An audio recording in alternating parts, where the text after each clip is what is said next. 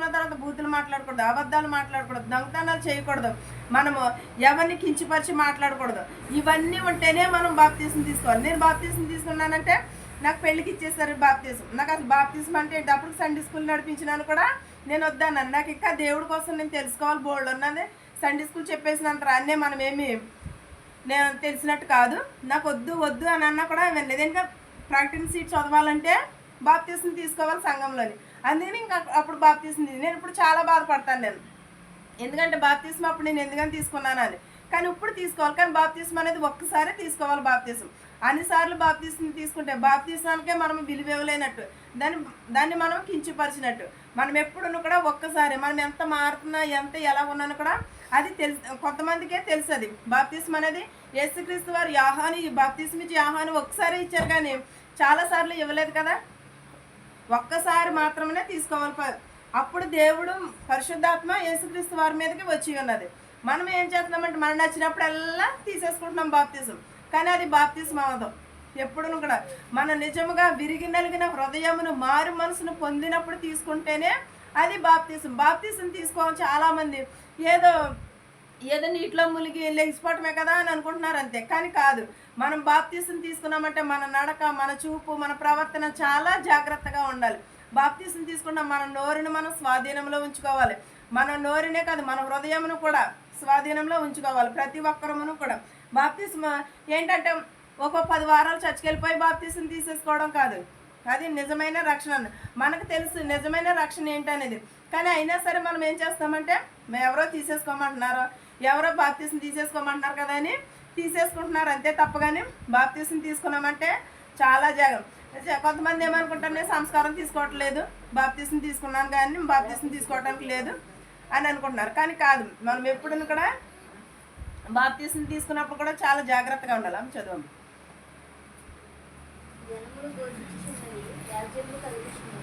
ఆయన తన కంఠధ్వని వినిపించగా భూమి కరిగిపోవచ్చున్నది.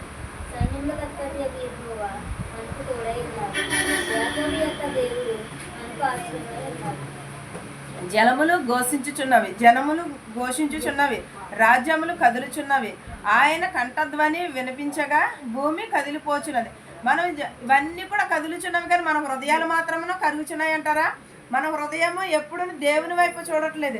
అన్నీ మారుతున్నాయి. అందరూ కూడా మారు మనసు పొందుచున్నారు. దేవుని యందు ఘోషించుచున్నవి అన్నీ కూడా, కానీ మన హృదయము అసలు మారట్లేదు. కఠినమైన హృదయము మనది.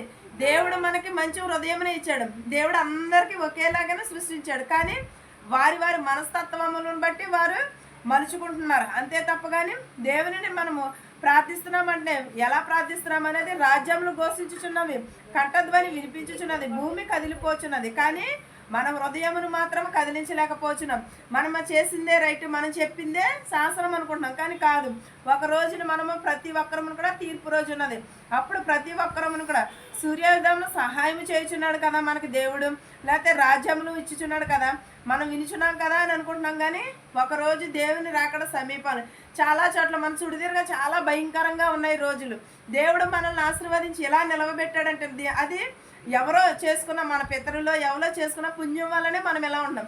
చాలామంది క్రైస్తవులను చంపేస్తున్నారు, భూకంపాలు వస్తున్నాయి, చాలామంది కొట్టుకుపోతున్నారు, విజయవాడ అంతా కొట్టుకుపోయింది. కానీ దేవుడు మనకి ఇక్కడ ఏదైనా హాని చేశాడో? దేవుడు చిన్న హాని కూడా చేయలేదు. కానీ మనం ఎంత ఆశీర్వదింపబడ్డాం, కానీ దేవునికి మనం ఏం చేస్తున్నాము? మనం తిరిగి ఏదైనా దేవుడు మనల నుంచి కూడా దేవుడు ఏది కూడా అడగలేదు. మనకు ఆయన చనిపోతూ కూడా మన కోసము మన పిల్లల కోసమే ఏడవమన్నాడు. కానీ మనం ఏంటంటే దేవుడు నిజమైన రక్షకుడని మనం ఎరిగి ఉండాలి.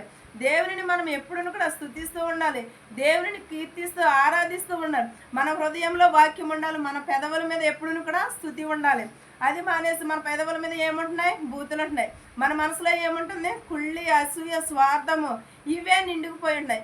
ఇవి తీసి ఒక్కసారి మనం వాక్యమునకు మనం నిలబడి ఉంటే దేవుడు ఇంతగా ఆశీర్వదించినప్పుడు ఇంకెంతగా ఆశీర్వదిస్తాడు మనల్ని. చాలా చాలా ఇదిగా ఆశీర్వదిస్తూ ఉంటాడు. సైన్యములకు అధిపతియకు యెహోవా మనకి తోడై ఉన్నాడు. యాకోబుకే కాదు, మోషేకే కాదు, మనకి కూడా తోడై ఉంటానని అంటున్నాడు. మనం దేవుని మీద ఆధారపడి ఉన్నప్పుడు మనం ఎంతమంది మన మీదకు వచ్చి పడినాను కూడా, ఏది జరిగినాను కూడా దేవుడు ఎప్పుడు కూడా తోడుంటాను, సహాయం చేస్తాను అనే చెప్పాడు తప్ప. కానీ దేవుడిని ఎవరమును కూడా దూషించినను కూడా తిరిగి అది మనకే వస్తుంది. యాకోబుతో దేవుడు మనకు ఆశ్రయమునై ఉన్నాడు. యెహోవా చేసిన కార్యములు వచ్చి చూడుడి, ఆయన భూమి మీద నాశనములను కలుగ చేయువాడు. ఏంటి, యెహోవా ఎన్నో అద్భుత కార్యములు చేశారు. కుంటివారిని బాగు చేశారు, మగవారిని బాగు చేశారు, చెవిటి వారిని బాగు చేశారు, ఓచ చేయగలవని ఎంతమందిని బాగు చేసినా కూడా మన హృదయంలో అవన్నీ చూసి మన హృదయాలు సీమరెక్కంత కూడా మార్పు చెందట్లేదు. భూమిని కూడా నాశనం చేస్తాను. ఎలా నాశనం చేస్తానంటున్నాడు? మన కరువులు వస్తూ ఉంటాయి, బాధలు వస్తూ ఉంటాయి. ఎలా అంటే మనం దేవుని మాటకి లోబడినప్పుడు ఇవన్నీ మన మీదకి రప్పిస్తానని అన్నాడు. కానీ దేవుడు నాశనం చేస్తానన్నాడు. కానీ ఎలా మనకి గిష్టాలు అయ్యి పెట్టి కాదు, కరువుల ద్వారాగానే దేవుడు నాశనం చేస్తానంటున్నాడు. భూమిని ఆయనే బూదిగంతముల వరకు యుద్ధములు మనుపువాడు, విల్లు విరుచువాడును, బల్లెములను తెగ నరుకువాడును ఆయనే, యుద్ధ రథములను అగ్నిలో కాల్చివేయువాడు ఆయనే. మనం ఇజ్రాయెల్ దేశంలో చూసాం కదా, ఎంత యుద్ధాలు జరిగినాయి, ఇప్పటికీ జరుగుతూనే ఉంటున్నాయి. కాదంటే మనకు తెలియట్లేదు, మనం వినట్లేదు. కానీ మనకి యుద్ధాలు కానీ ఏది కూడా రాకోకుండా కాచి కాపాడాడంటే అది ఎవరి వల్లనే? దేవుని యొక్క కృప మన పైన ఉన్నది. దేవుని యొక్క